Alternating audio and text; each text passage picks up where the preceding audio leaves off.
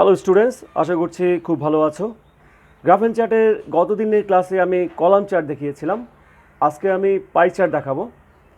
তো পাই চার্টের শুরুতেই দেখি যে আমাদের কোশ্চেনটা একটু জেনে নেই।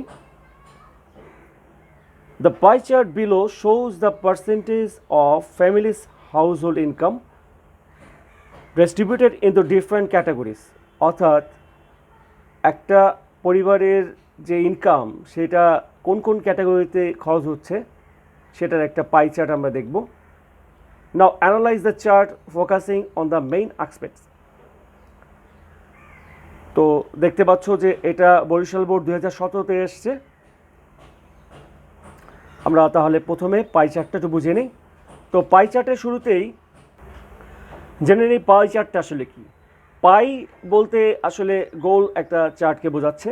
পাই শব্দ অর্থ হচ্ছে কি, পিঠা, তাই তো? মানে পিঠা গোল হয় এরকম ওই সেন্সে পাই চার্ট বোঝানো হচ্ছে। কলাম চার্ট যেমন আগে দেখিয়েছিলাম লম্বা লম্বা হয়, কলামের মতো, খামের মতো। এটা পাই চার্ট গোল। আমরা এই চার্টটায় দেখে নিই যে হাউসহোল্ড যেই ইনকামের ব্যয় হচ্ছে কোন কোন খাতে কত পার্সেন্ট ব্যয় হচ্ছে। দেখো প্রথমে একটা হিসাব দেওয়া আছে, ফুড 25%, অর্থাৎ এটা হচ্ছে ফুডের হিসাব, ফুডের অংশ 25% ফুডের জন্য ব্যয় হচ্ছে। এরপর দেখো ক্লোথের জন্য ব্যয় হচ্ছে কত পার্সেন্ট? 13%। আমরা ফুডের পরেই যে অংশটা দেখতে পাচ্ছি এটা হচ্ছে ক্লোথের অংশ, অর্থাৎ ক্লোথের জন্য ব্যয় হচ্ছে 13%। এরপরে এডুকেশন, অর্থাৎ ওই পরিবারে শিক্ষার জন্য ব্যয় হচ্ছে 22%। এবং ক্লোথের পরেই যে তুমি অংশটা দেখতে পাচ্ছ 22%, এটাই হচ্ছে এডুকেশন। আর এডুকেশনের পরে পাওয়ারের জন্য, পাওয়ার বুঝো তো? এখানে পাওয়ার বলতে বিভিন্ন বিল বুঝিয়েছে, যেমন বিদ্যুৎ বিল বা গ্যাস বিল বা অন্যান্য বিল। সেই বিলের জন্য খরচ হচ্ছে তাদের 5%, পুরো ইনকামের 5% খরচ হচ্ছে।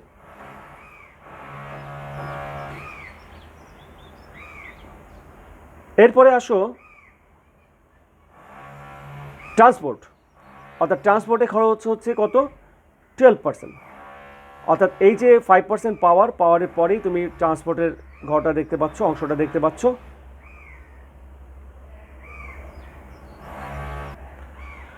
ট্রান্সপোর্টের পরে যে অংশটা দেখতে পাচ্ছ 8%, সেটা হচ্ছে আদার্স, অর্থাৎ অন্যান্য যেই খরচগুলো হয় সেই অন্যান্য খরচের একটা হিসাব এখানে দেখানো হচ্ছে 8%।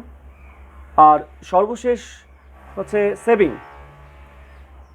অর্থাৎ ফ্যামিলির ইনকামের যে সেভিংটা হয় সেটা হচ্ছে 15%। সেভিংটা আমরা দেখতে পাচ্ছি, সেভিংয়ের অংশটা 15%। এই পাই চার্টটা দেখো যে ঘড়ির কাঁটার মতো কিন্তু চক্রাকারে ঘুরে ঘুরে পার্সেন্টেজগুলো বললো, বা এখানে সিরিয়াল আছে আমি ভাবে বললাম। তুমি যদি বর্ণনা করো তোমার এইভাবে ভালো হবে। তবে কোনো শিক্ষার্থী চাইলে সবচেয়ে হায়েস্ট পার্সন, তারপরে লোয়েস্ট পার্সন, তারপরে লোয়েস্ট পার্সন, এইভাবে করে করেও বর্ণনা দিতে পারে। সেক্ষেত্রে কিছুটা লিখতে গেলে অগোছালো একটা ব্যাপার চলে আসবে, বা কোনো কিছু মিসিং হয়ে যাওয়ার সম্ভাবনা থাকে। তাই তুমি একেবারে প্রথম ঘর থেকে শুরু করে চক্রাকারে ঘুরে ঘুরে সবগুলো, যতগুলো ঘর পাবে, যতগুলো পার্সেন্টেজ পাবে, ওগুলো বর্ণনা দেবে। তাহলে তোমার লিখতে, অর্থাৎ বর্ণনা লিখতে সুবিধা হবে। আমরা স্ক্রিনে অ্যাট এ গ্ল্যান্সে পুরো পাই চার্টটা এবং এর বর্ণনা দেখতে পাচ্ছি। চলো দেখি বর্ণনা কী আছে। The pie chart shows the percentage of A families household income distributed into different categories.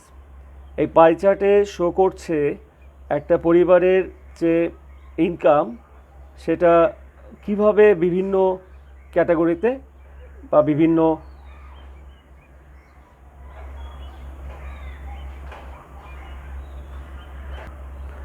ধাপে ব্যয় হচ্ছে, তাই তো?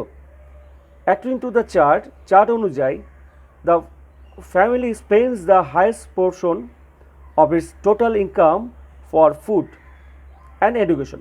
তো আমরা পাই চার্ট থেকে কী পেলাম যে সবচেয়ে বেশি যে খরচ হচ্ছে সেটা হচ্ছে কি ফুড 25% এবং 22% কি বলো তো এডুকেশন, অর্থাৎ সবচেয়ে বেশি ব্যয় করছে হচ্ছে ফুডে এবং এডুকেশনে, which are 25% and 22% respectively. For clothing and transport, ওই পরিবারে ক্লোথিংয়ের জন্য অর্থাৎ বস্ত্র এবং ট্রান্সপোর্টের জন্য ব্যয় করছে কি দেখো, ইট স্পেন্ড 13%, 13% ব্যয় করছে। কোনটা বলো তো, এই যে এটা, অ্যান্ড 12% রেসপেক্টিভলি, এবং 12% ব্যয় করছে কিসে, ট্রান্সপোর্টে। 5% of its income is spent for power, that is electricity, gas, etc. বলছে এই পরিবারের 5% ব্যয় হচ্ছে পাওয়ারে। পাওয়ার বলতে ইলেকট্রিসিটি, গ্যাস বা অন্য অন্য যে বিল ব্যয় হয় সেটা বোঝাচ্ছে। এর সংখ্যা হচ্ছে কত, 5%। অ্যাপার্ট ফ্রম দিস, এছাড়াও the family has to spend 8% of its income for other necessary things or events. এই পরিবারের আরেকটা খরচ আছে, সেটা হচ্ছে 8%, যেখানে বলা হচ্ছে আদার্স। আদার্স বলতে বোঝায় হচ্ছে অন্যান্য, অর্থাৎ এই যে ফুড, ক্লথ, এডুকেশন, পাওয়ার, ট্রান্সপোর্ট, সেভিং ছাড়াও কিন্তু অন্য অন্য ব্যয় থাকতে পারে একটা পরিবারের, সেই অন্য অন্য ব্যয়টাকে এখানে আদার্স বুঝিয়েছে, যেটা 8%। ধরো মেডিকেল হতে পারে বা মেডিসিনের জন্য হতে পারে অথবা এন্টারটেনমেন্টের জন্য হতে পারে। আদার্স বলতে আসলে সবগুলোকে একসাথে বুঝিয়েছে 8%। তাহলে আমরা কি পেলাম যে আদার্সের জন্য ব্যয় হচ্ছে 8%।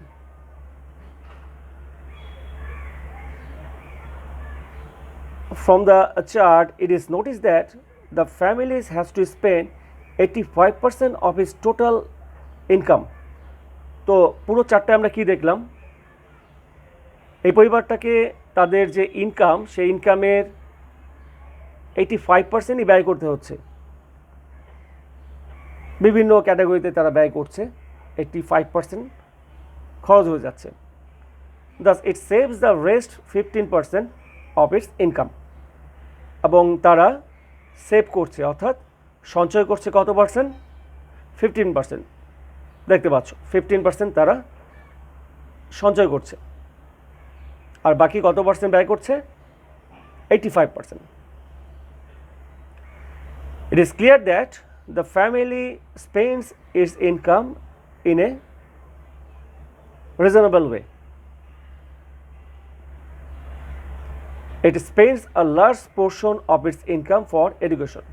তো এই পরিবারের একটা বড় অংশ ব্যয় হচ্ছে কিসে, শিক্ষায়। শিক্ষা কত, 22%, এই অংশটা।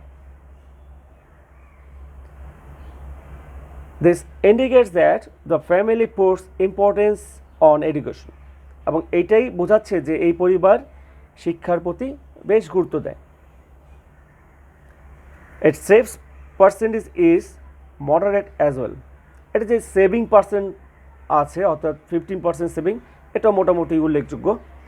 তাহলে আমরা এই পাই চার্ট থেকে যেটা দেখলাম, সবচেয়ে বেশি খরচ হচ্ছে ফুডে, আর সেকেন্ড হাইয়েস্ট যেটা হচ্ছে 22% এডুকেশনে, এবং তারপরে অংশটা হচ্ছে 13% ক্লথে, আর এরপর হচ্ছে 15% সেভিংয়ে, আর তারপরে 12% ব্যয় হচ্ছে ট্রান্সপোর্টে, আর আদার্সে 8%, আর লাস্ট অফ অল মানে সবচেয়ে কম যেই ব্যয়টা হচ্ছে সেটা হচ্ছে পাওয়ারে 5%। তাহলে এই ছিল এই পাই চার্ট। এই পাই চার্ট থেকে নিশ্চয়ই তোমরা বুঝতে পারছো যে কিভাবে এই যে বর্ণনাটা আমি দেখালাম লাইন বাই লাইন এবং অর্থসহ তোমাদের বোঝানোর চেষ্টা করলাম। যদি বুঝতে পারো তাহলে নিশ্চয়ই ধরতে পেরেছো যে কীভাবে তুমি উত্তর লিখবে। অর্থাৎ পাই চার্টের প্রথম অংশ থেকে ধরে তোমাকে সিরিয়ালি উত্তরগুলো লিখতে হবে, মানে লিখলে ভালো, তুমি মেনটেন করতে সুবিধা হবে। তো এই ছিল আজকের পাই চার্ট। আশা করছি পাই চার্টটা বুঝতে পেরেছো। আমি আরেকটা পাই চার্ট তোমাদের দেখাচ্ছি, আর এবং এই দুইটা পাই চার্ট বুঝলে পাই চার্ট নিয়ে খুব একটা সমস্যার কারণ হবে না বলে মনে হয়। তাহলে চলো আরেকটা পাই চার্ট দেখি। ডিয়ার স্টুডেন্টস, আমি আরেকটা পাই চার্ট নিয়ে আসলাম। একটু আগে আমি যে পাই চার্টটা দেখিয়েছি আশা করছি তোমরা ওটা বুঝতে পেরেছো। এখন আরেকটা পাই চার্ট দেখাবো। এই দুইটা পাই চার্ট বুঝলেই আশা করছি তোমাদের পাই চার্টে কোনো সমস্যা হবে না। তাহলে চলো শুরু করি, আর আগে দেখে নেই কোশ্চেনটা কী আছে। The pie chart below shows the time allocation of students daily activities, অর্থাৎ শিক্ষার্থীরা তাদের সারাদিন যেই কাজে ব্যয় করে তার একটা পরিসংখ্যান এখানে তুলে ধরা হয়েছে পাই চার্টের মাধ্যমে। Analyse the chart focusing on the main preoccupations, অর্থাৎ প্রধান তারা যে কাজগুলো করে সেই কাজের একটা অবস্থা বা সংখ্যা বা পার্সেন্টেজ এখানে তুলে ধরা হয়েছে, সেই অনুযায়ী তোমরা বর্ণনা করবে। বর্ণনার অংশটা দেখতে পাচ্ছ, আমি বাংলা অর্থ সহ বুঝিয়ে দেব। তাহলে চলো আগে আমরা পাই চার্টটা ভালো করে বুঝি। পাই চার্টটা তোমরা দেখতে পাচ্ছ যে বিভিন্ন ক্যাটাগরিতে শিক্ষার্থীরা যে সময় ব্যয় করে তার একটা অবস্থা পার্সেন্টেজ আকারে দেওয়া আছে। প্রথমে দেখো স্লিপ, অর্থাৎ শিক্ষার্থীরা ঘুমের জন্য 30% সময় ব্যয় করছে, স্লিপ 30%। এরপর স্কুল অ্যান্ড হাউসের জন্য 25% সময় ব্যয় করছে, স্কুল অ্যান্ড হাউস। স্টাডির জন্য 20%, অর্থাৎ শিক্ষার জন্য তারা ব্যয় করছে 20% সময়। এরপর রিক্রেশনের জন্য তারা, রিক্রেশন মানে হচ্ছে অবসর সময় কাটানো বা রেস্টিং টাইমও হতে পারে, রিক্রেশনের জন্য তারা সময় ব্যয় করছে 12%। এরপরে দেখো যে আদার্সের জন্য তারা ব্যয় করছে 8%। আদার্স বলতে অন্যান্য অনেক কাজ থাকতে পারে, একজন শিক্ষার্থীর তার ফ্যামিলি মেম্বারকে বিভিন্ন কাজে সহযোগিতা করাও কিন্তু একটা কাজ থাকে। প্লে, খেলার জন্য সে ব্যয় করছে 5%। তো সবচেয়ে বেশি তারা সময় ব্যয় করছে স্লিপে, তারপর স্কুল অ্যান্ড হাউসে, এরপর হচ্ছে স্টাডি, এইভাবে কমেছে। তো এই পাই চার্টের একটা সুবিধা তুমি দেখতে পাচ্ছ যে ঘড়ির কাঁটার মধ্যে যদি চিন্তা করি বাম পাশ থেকে ডানে, তাহলে এর পার্সেন্টেজও কিন্তু ওইভাবে কমেছে, 30, 25, 20, 12, 8, 5%, তাই তো? কিন্তু সব পাই চার্টে কিন্তু এরকম নাও থাকতে পারে। এই পাই চার্টে বর্ণনা দিতে গেলে তোমার একটা সুবিধা হবে কি, যে তুমি ধারাবাহিকভাবে এক অংশ ধরে তারপর ডান দিকে ঘুরে ঘুরে তুমি বর্ণনা করতে পারবে। সেক্ষেত্রে কোনো ঘর তোমার মিসিং হওয়ার কোনো সম্ভাবনা নাই। কিন্তু এক্ষেত্রে মনে রাখো কোনো পাই চার্টে এইভাবে ধারাবাহিকভাবে পার্সেন্টেজ নাও থাকতে পারে। ধরো এখানে হায়েস্ট থাকলো, এখানে সেকেন্ড হায়েস্ট থাকলো, এখানে থার্ড হায়েস্ট থাকলো, এখানে লোয়েস্ট থাকলো, অথবা এখানে লোয়েস্ট থাকলো। সেক্ষেত্রে তুমি যদি বর্ণনা দেওয়ার চেষ্টা করো যে প্রথমে আমি হায়েস্টটা বলবো, তারপর সেকেন্ড হায়েস্টটা বলবো, তারপর থার্ড হায়েস্টটা বলবো, তারপর লোয়েস্টটা বলবো, তখন দেখা যাবে যে কোনো না কোনো একটা ঘর তোমার মিসিং হয়েও যেতে পারে। তাই ওই রিস্ক না নিয়ে তুমি কি করবে, একটা ঘর ধরে তুমি সিরিয়ালি বর্ণনা করা শুরু করবে। এক্ষেত্রে হ্যাঁ, এখানে তোমরা 30% দেখতে পাচ্ছ শুরুতেই স্লিপ, এইটা থেকে তুমি পরবর্তীতে চলে যাবে স্কুল অ্যান্ড হাউস, তারপরে স্টাডি, এইভাবে যেমন যাওয়ার একটা সুবিধা পাচ্ছ। তুমি যদি মনে করো যে আমি রিক্রিয়েশন থেকে শুরু করব, রিক্রিয়েশন থেকেও শুরু করা যাবে। তুমি যদি মনে করো যে না আমি স্টাডি থেকে শুরু করব, এখান থেকেও শুরু করতে পারো, কিন্তু তোমাকে ঘুরে আবার এই পর্যন্ত আসতে হবে, অর্থাৎ তোমার পুরো পাই চার্টটা যাতে 100% হয়। অর্থাৎ পাই চার্টের কোন অংশ থেকে আমি আমার উত্তর লেখা শুরু করব তার নির্দিষ্ট কোনো ধরাবাঁধা কোনো নিয়ম নাই। আমার সবগুলো পাই, অর্থাৎ পাইয়ের চার্টের যে সবগুলো অংশের বর্ণনা আমি করেছি কিনা সেটাই একটা ব্যাপার। এবং পাশাপাশি পাই চার্টের বর্ণনার পরে তুমি অথবা এক ঘর থেকে যখন তুমি আরেক ঘরে বর্ণনা দেবে, তখন তুমি যেই সংখ্যাটার ইনক্রিজিং বা ডিক্রিজিং হচ্ছে চাইলে সেটাও লিখে দিতে পারো।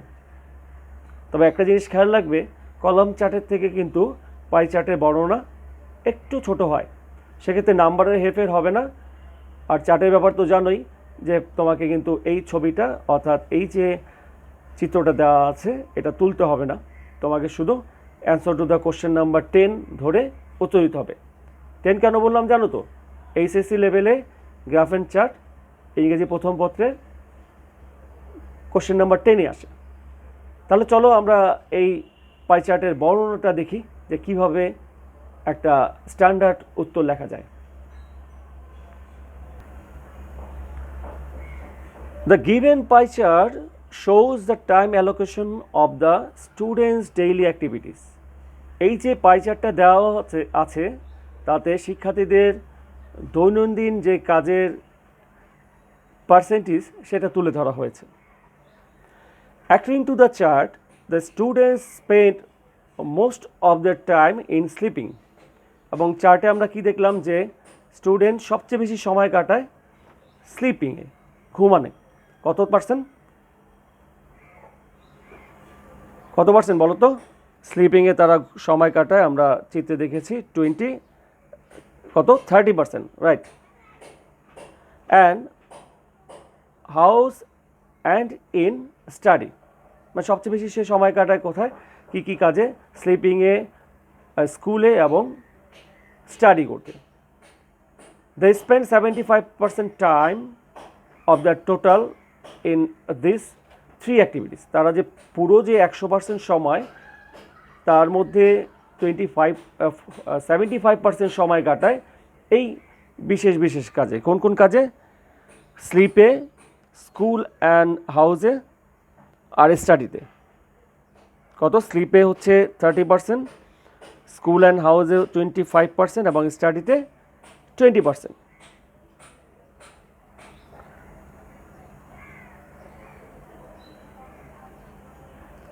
পার স্লিপ কভার্স 30%, যেটা এখানে বলা আছে। স্লিপে 30%, স্কুল অ্যান্ড হাউসে 25% এবং স্টাডিতে কত? 20%, তাই তো? The time allocation for recreation is 12% of their total time. তারা যে পুরো সময়টা ব্যয় করে তার মধ্যে 12% অর্থাৎ 12% সময়, শতকরা 12 ভাগ সময় ব্যয় করে রিক্রিয়েশনের জন্য, অর্থাৎ অবসরের জন্য অথবা অবসর বিনোদনের জন্য। However, the students have a little time for playing. কিন্তু শিক্ষার্থীরা, আমাদের বর্তমান সময় শিক্ষার্থীরা কিন্তু খেলার জন্য খুব কম সময় পায়। আমরা এই পাই চার্টও তাই দেখতে পাচ্ছি, হুইচ ইজ অনলি 5%, যেটা মাত্র 5%। আমাদের কিন্তু খেলার সময়টা আরেকটু বেশি হওয়া দরকার, তাই না? হ্যাঁ, আমাদের খেলার সময়টা বেশি হওয়া দরকার, এটা হচ্ছে ব্যক্তিগত মতামত আমি বললাম, কিন্তু এটা তো আর এটার উত্তরে লেখা যাবে না, তাই না? আচ্ছা, অ্যাপার্ট ফ্রম দিস, এছাড়াও the students have to do some other activities. তাদের কিছু অন্য অন্য অ্যাক্টিভিটিসও করতে হয়, যেমন ধরো পরিবারকে একটু সময় দিতে হতে পারে, পরিবারের কাজে সাহায্য করা ছাড়াও অন্য অন্য কাজ থাকতে পারে। In which they spend 8% of the time.